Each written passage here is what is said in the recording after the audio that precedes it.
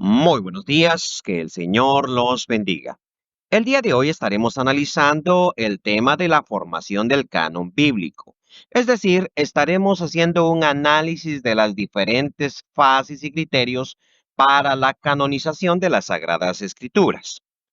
Muy bien, la formación del canon. Las preguntas que nos vamos a estar haciendo son: ¿cómo se tomó la decisión de qué libros son sagrados y cuáles no? ¿Quiénes y dónde tomaron esas decisiones? ¿Y qué criterios se utilizaron? La historia detrás de esas preguntas es mucho más interesante y compleja de lo que la persona común pueda suponer. Muy bien. Lo primero que tenemos que decir es que en nuestras Sagradas Escrituras tenemos dos colecciones de documentos muy diferentes. Por una parte tenemos el Antiguo Testamento y por otra parte tenemos el Nuevo Testamento. Pues bien, el Antiguo Testamento contiene las escrituras sagradas del judaísmo, la ley, los profetas y los escritos. Los cristianos no formaron ese canon, simplemente utilizaron lo que el judaísmo rabínico ya había canonizado. Por otra parte está el Nuevo Testamento, que es una colección de 27 documentos.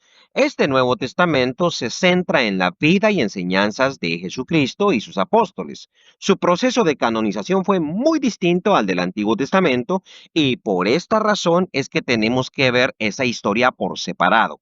Es decir, el conjunto de documentos sagrados para el judaísmo, los 39 documentos del Antiguo Testamento, fueron canonizados muy por separado del Nuevo Testamento. Entonces, lo primero que tenemos que ver es el Antiguo Testamento. Analizaremos entonces las fases del establecimiento de ese canon. He separado el estudio en tres fases diferentes. La fase número uno comprende la formación del texto, y esto más o menos se dio, de acuerdo a la tradición, desde el siglo XV antes de Cristo, es decir, más o menos el 1500, la época de Moisés, hasta el siglo IV antes de Cristo, la época de Esdras, de Malaquías, de Zacarías. A diferencia de los escritos actuales, los documentos que hoy componen el Antiguo Testamento no fueron redactados por un solo autor en un momento determinado, sino que son el producto de un proceso de redacción y edición que duró muchas generaciones. Lo voy a decir de esta manera.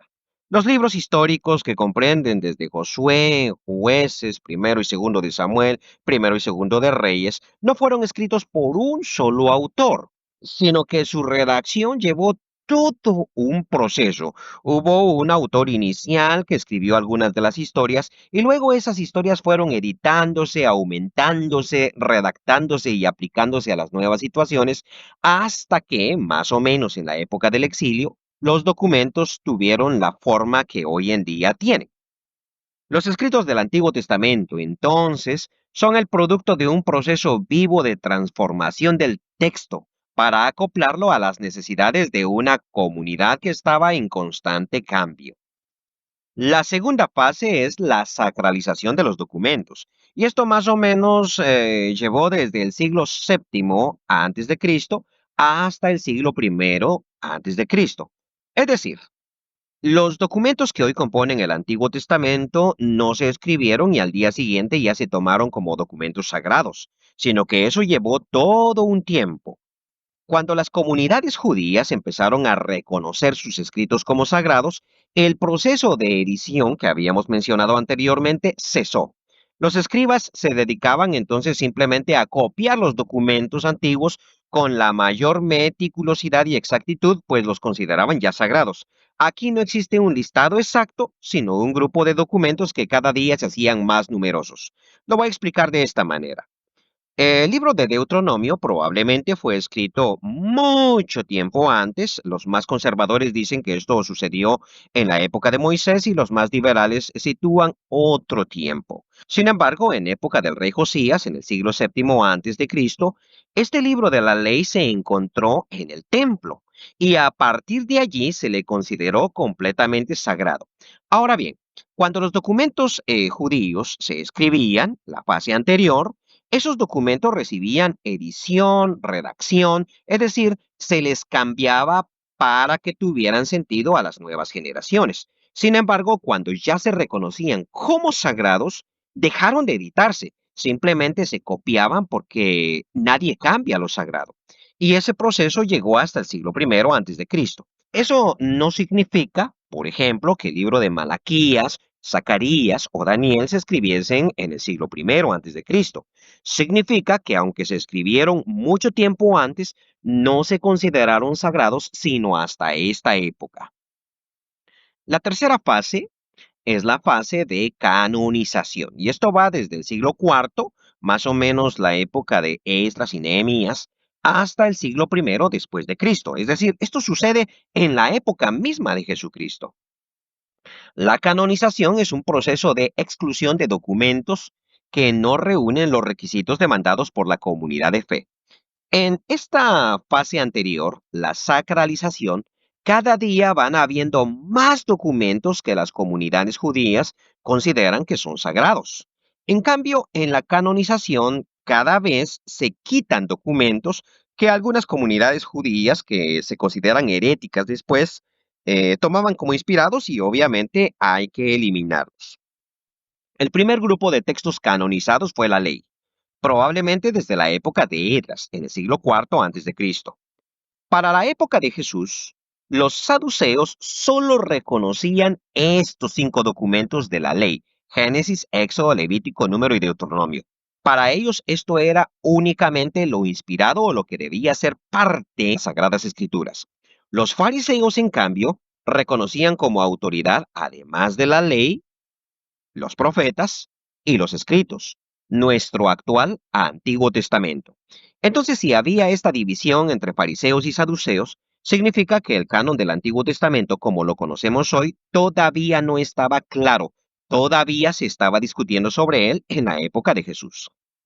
Otros grupos de judíos, como los esenios, y las comunidades de la diáspora reconocían como autoridad otros escritos hoy presentes en la Septuaginta, o sea, lo que nosotros llamamos deuterocanónicos y apócrifos. Más adelante hablaremos de esto. Es decir, en el judaísmo no había un criterio unificado para la época de Jesús sobre cuáles eran los libros sagrados. Los saduceos decían que solo la ley. Los fariseos incluían los profetas y los escritos, nuestro actual Antiguo Testamento, mientras que los judíos que vivían en Alejandría, en Babilonia, los de la diáspora y alguno que otro grupo judío como los esenios, reconocían otros libros que hoy en día ni siquiera la Iglesia Católica reconoce. Con la destrucción del templo, los fariseos se convirtieron en el grupo hegemónico y por eso su canon terminó imponiéndose. La tradición cuenta que este canon, que nosotros tenemos hoy en día en el Antiguo Testamento, quedó ratificado en un concilio judío celebrado en la ciudad de Jamnia, más o menos entre los años 85 y 95 después de Cristo. ¿Por qué ponemos 85 y 95? Porque los eruditos no están completamente seguros de que este concilio se haya celebrado. Es decir, no estamos seguros de que haya habido tal concilio. La tradición simplemente dice que hubo un concilio en Jamnia y que allí se estableció el canon. Y por eso es que ni siquiera sabemos la fecha exacta. Los diferentes autores hablan del año 85 o 95. Aquí simplemente ponemos esas dos fechas como una referencia. Bien. No podemos entonces abandonar la discusión del canon del Antiguo Testamento sin hacernos la siguiente pregunta. ¿Cuál es la diferencia entre el canon católico y protestante del Antiguo Testamento? Quiero aclarar que en cuanto al Nuevo Testamento, todas las iglesias cristianas están de acuerdo en que 27 documentos son parte de las Sagradas Escrituras.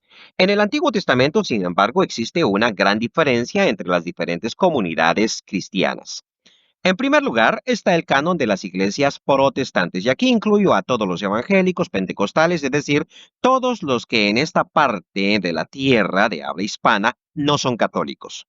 Para los protestantes, el Antiguo Testamento contiene 39 libros, al igual que el judaísmo ortodoxo, es decir, los judíos creen que son 39 libros, solo que los judíos los dividen de manera diferente. Ellos tienen la Torá, el Nevi'im y el Ketuvim. Nosotros, por el contrario, tenemos el Antiguo Testamento dividido entre el Pentateuco, los libros históricos, los libros poéticos y sapienciales y los libros proféticos. Pero son 39 documentos los mismos. Este canon fue establecido formalmente en la Confesión de Westminster, esto es en el 1646 después de Cristo. Ahora bien, hasta el 1646 se estableció este canon del Antiguo Testamento en las iglesias protestantes. Bueno, recordemos que antes del 1500 no hay tal cosa como protestantismo. Entonces, ¿qué sucedió aquí en Westminster? Westminster es una abadía en Inglaterra. Allí los grupos puritanos, los grupos de la Iglesia Anglicana quisieron establecer su doctrina, una doctrina muy marcada por el calvinismo, y precisamente en ese concilio, si le podemos llamar así, se estableció cuál debía ser el canon del Antiguo Testamento, y aquí fue donde ellos concordaron que el canon debía ser idéntico al del judaísmo, es decir, 39 libros sagrados. Por otra parte, la Iglesia Católica Romana tiene un canon diferente. Esta iglesia fijó su canon del Antiguo Testamento en 46 documentos. Esto sucedió en el Concilio de Trento en el 1563. Ahora, si observamos las fechas, vemos que el protestantismo estableció su canon 100 años después, más o menos, 1646. 100 años antes, la Iglesia Católica había fijado ese canon en 46 documentos. 1563, el Concilio de Trento. Este concilio fue el que se celebró para rechazar al protestantismo. Ahora bien, hasta el 1563 se consolidó este canon. Bueno, la verdad es que desde mucho tiempo antes, el catolicismo venía manejando un Antiguo Testamento, que generalmente eran 46 documentos. Y este Antiguo Testamento se había seguido por pura tradición, pero no había habido un concilio que determinara cuántos y cuáles eran esos documentos. Pues bien, Trento lo hizo 100 años antes del protestantismo. O sea que a la pregunta, ¿fueron los católicos los que agregaron 7 documentos más o fueron los protestantes los que quitaron 7 documentos? Contestaríamos que históricamente fueron los protestantes los que quitaron 7 documentos. ¿Por qué razón? Porque la confesión de Westminster es 100 años posterior. Pero luego avanzaremos un poquito más en esa discusión. ¿Cuáles son esos 7 documentos? Bueno, primera y segunda de Macabeos, Judith y Tobías, que tienen que ver con historia. Sabiduría y eclesiástico, que tienen que ver con libros sapienciales. Y por último, Baruch, que es un libro profético. Además, la Biblia católica contiene versiones más largas del libro de Daniel y de Esther. Es decir, en la Biblia protestante, Daniel tiene nada más 12 capítulos, pero en la Biblia católica tiene 14 capítulos. Se agregan ahí unas 3 historias más en 2 capítulos. Y también el libro de Esther es mucho más grande en la Biblia católica, pero no tiene más capítulos. Simplemente que cada uno de los versículos es el doble de tamaño, más o menos. Es decir, hay todo un contenido que uno se pierde si no tiene una Biblia católica.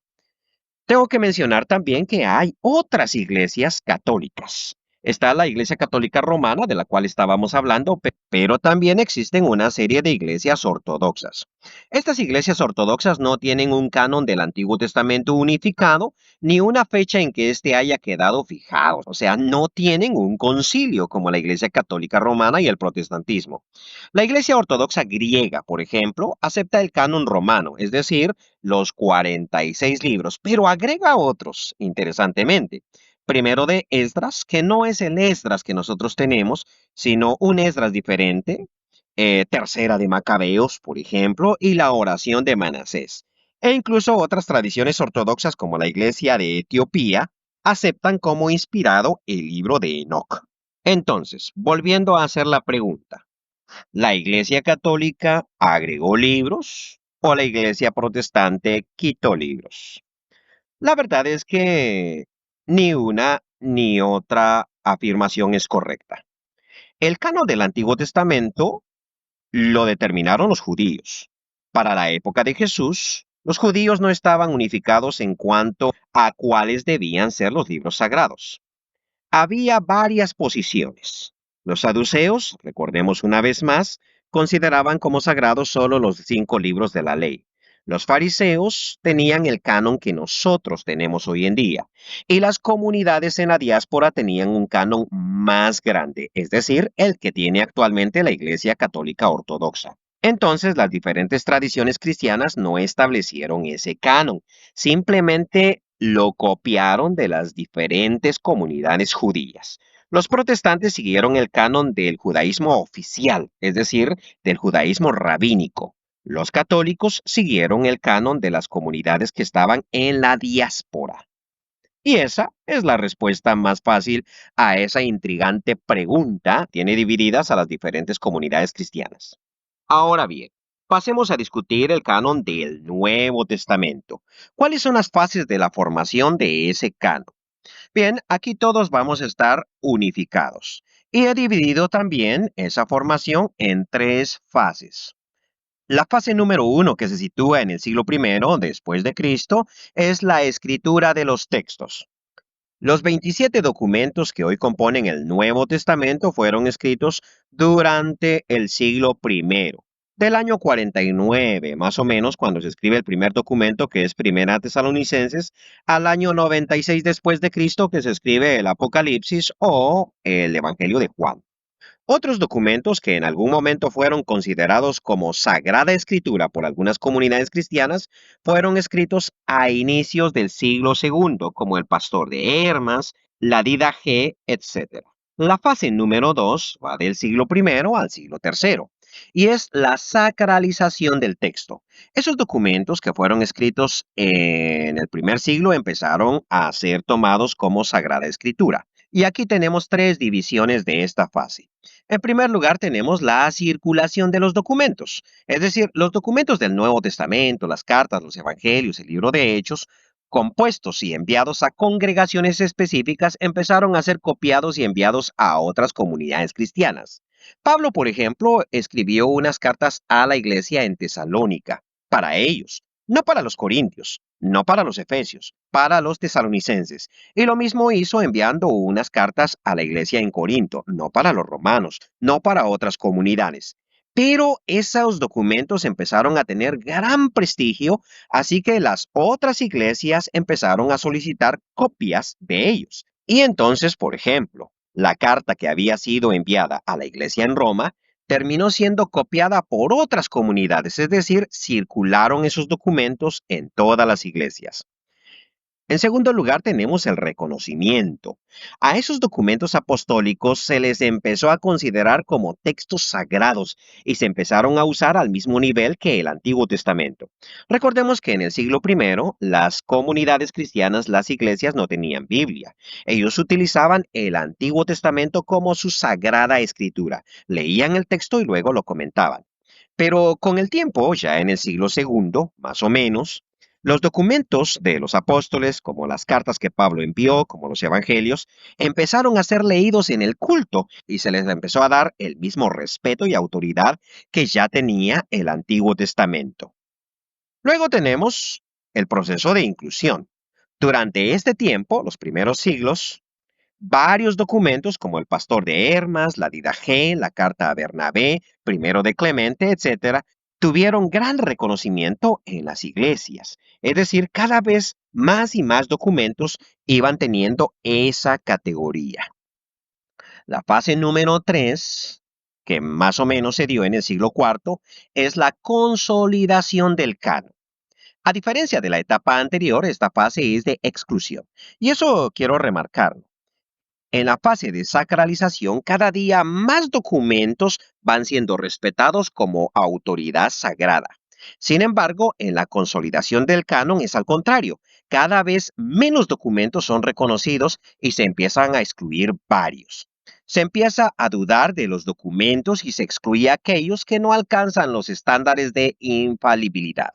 Eusebio de Cesarea y otros autores nos presentan distintas listas de libros clasificados en cuatro categorías. Aquí muestro la de Eusebio de Cesarea.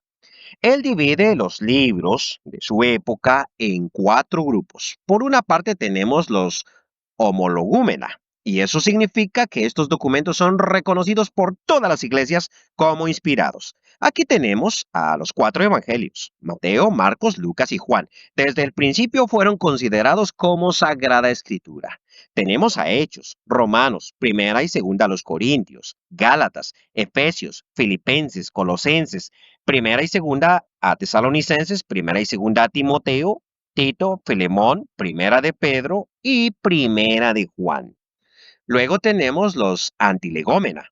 ¿Y cuáles son estos? Bueno, estos son aquellos documentos cuestionados por algunas iglesias.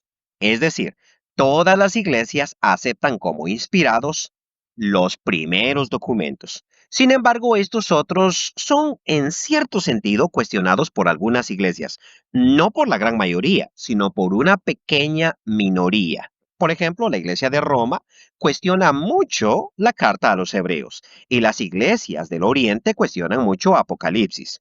Bien, estos antilegómena, es decir, estos documentos que son cuestionados por algunas iglesias son Hebreos, Santiago, Segunda de Pedro, Segunda y Tercera de Juan, Judas y Apocalipsis. Además, Eusebio nos habla de los nota o espurios. ¿Y esto qué significa? Bueno, que son documentos que él considera buenos, se recomienda su lectura privada, pero no se usan en el culto.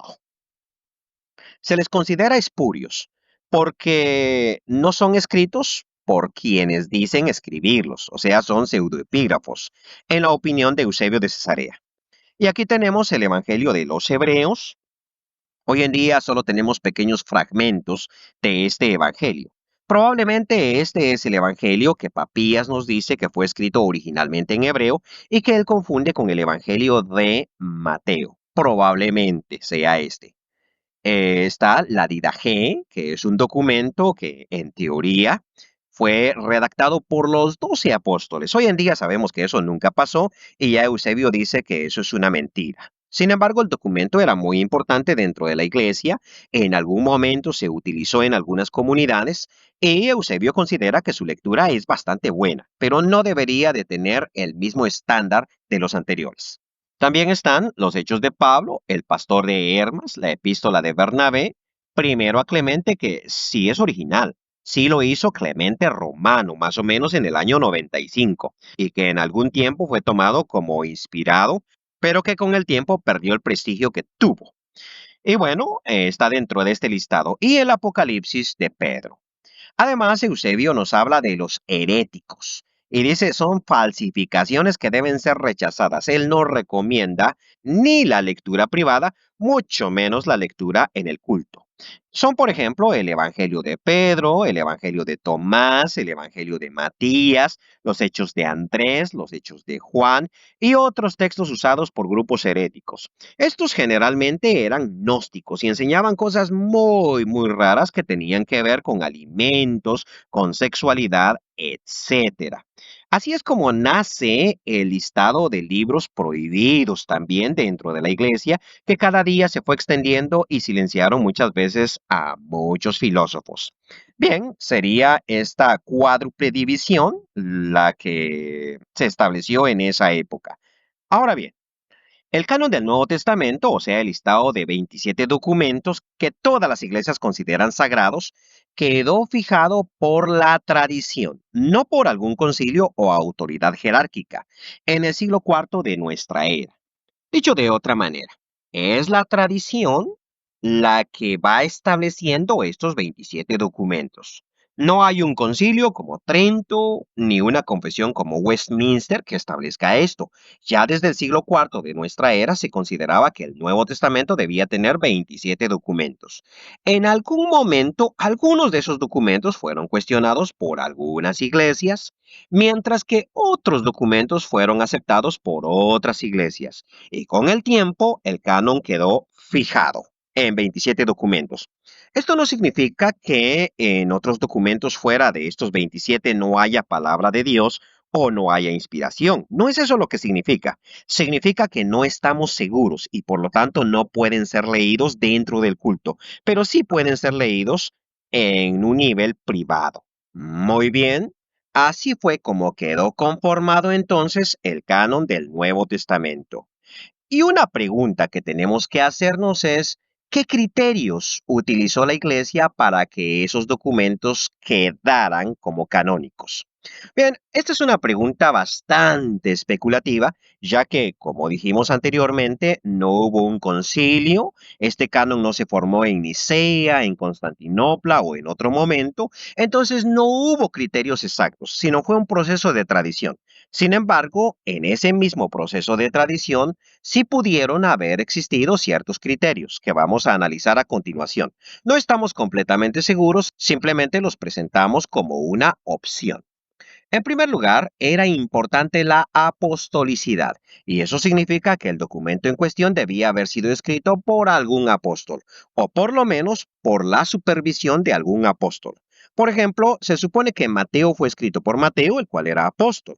Sin embargo, Marcos y Lucas no eran apóstoles, pero se suponía que estaban escribiendo bajo la supervisión de un apóstol. El caso de Marcos bajo la supervisión de Pedro, y el caso de Lucas bajo la supervisión de Pablo. Así, los demás documentos del Nuevo Testamento fueron escritos por apóstoles o por discípulos de los apóstoles. El segundo criterio es la corrección doctrinal. El documento en cuestión no debía contener doctrinas heréticas. Por ejemplo, el caso de Hebreos. ¿Por qué la iglesia en Roma cuestionaba mucho la epístola a los Hebreos? Porque la epístola a los Hebreos habla de que una vez que uno ha sido iluminado, ya no hay más sacrificio por el pecado, y eso a ellos les parecía una doctrina incorrecta, y esa era la razón por la cual cuestionaban Hebreos. Ahora, ¿de dónde podían ellos extraer esa doctrina si no era del Nuevo Testamento? Recordemos que la predicación de Jesús fue completamente oral y la predicación de los apóstoles también. El Nuevo Testamento empezó a escribirse en el año 49 y para ese momento la iglesia ya tenía muchos años de existencia. Eso quiere decir que había una tradición oral, una doctrina que había sido transmitida de generación en generación. Entonces, los documentos eran probados de acuerdo a esa doctrina que los apóstoles habían enseñado a las iglesias. Esa era la regla de fe para saber si un documento era o no era inspirado o contenía o no contenía la palabra de Dios. Además, habían documentos que ya habían alcanzado la canonización, por ejemplo, Romanos, por ejemplo, los Evangelios, y los documentos que compaginaran con esa doctrina eran tomados como inspirados y los que contradijeran esa doctrina eran tomados como heréticos. En tercer lugar, la catolicidad. Sabemos que la palabra católico significa universal. Entonces muchos documentos fueron rechazados porque eran usados solo por algún pequeño grupo, por alguna pequeña comunidad cristiana. Por ejemplo, el Evangelio a los Hebreos fue rechazado porque solo una pequeña comunidad de Siria utilizaba ese documento, los ebionitas. En cambio, aquellos documentos que eran utilizados por las iglesias en todo lugar alcanzaron la canonización. Y por último, el uso litúrgico. Los documentos que luego integraron el Nuevo Testamento fueron aquellos que tenían un uso dentro de las reuniones de la iglesia.